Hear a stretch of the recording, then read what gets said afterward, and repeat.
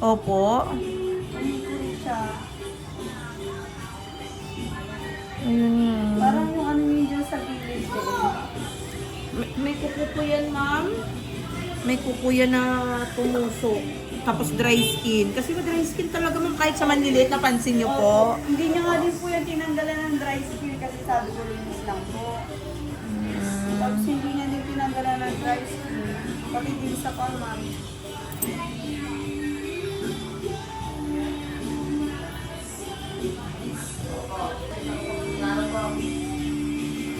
Claro po, claro. Thank you so much. Pastor yung gumagawa ng gawa niya na nagkakas ko ng sticker. Ibang... Ay, ito, oh. Tanigin ko po kayo, pastor ko sino ko yung nagkakas mo niya. Kasi hindi ko ma-start kayo ni pastor eh.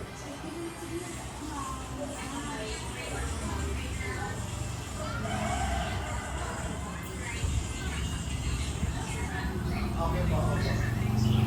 Opo.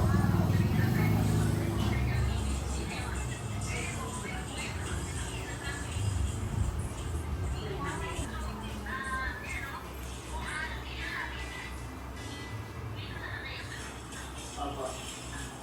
Opo. Sabi po. Ay, shock. Sorry.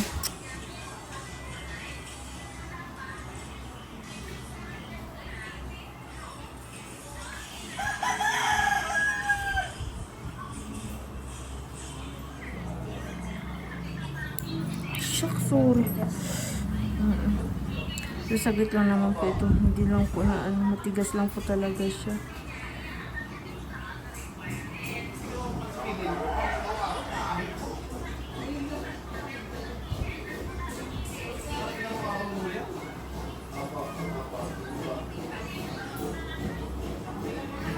Sorry po. Wait lang po.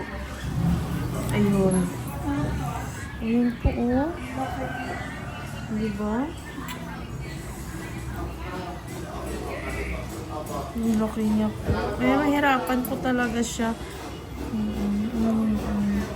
Grabing baon.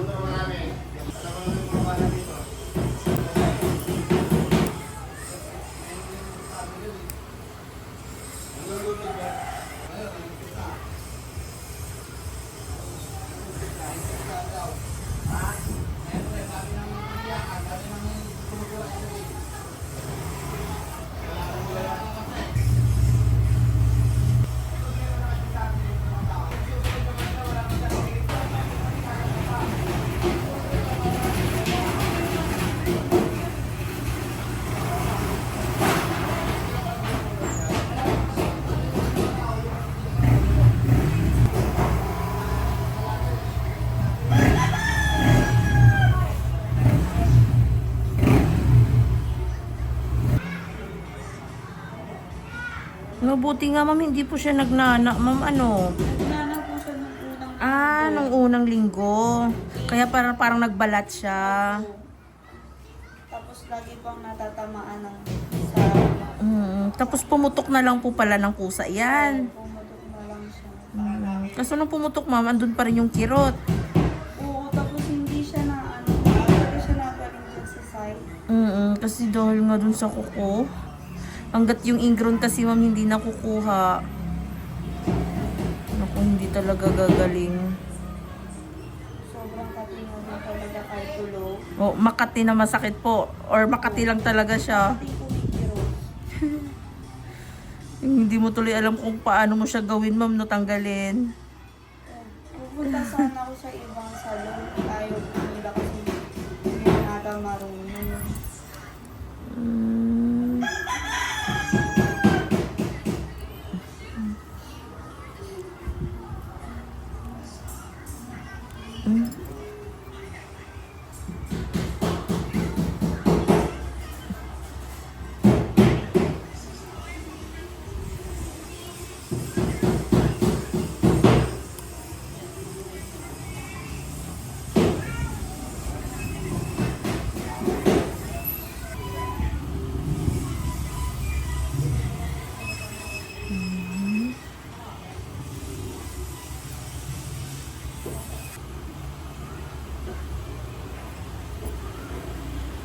Lakasan lang kasi yung pagtanggal ng ingrown talaga, ma'am eh. Meron kasing ibang takot po ba? Pag nakakita na ng dugo.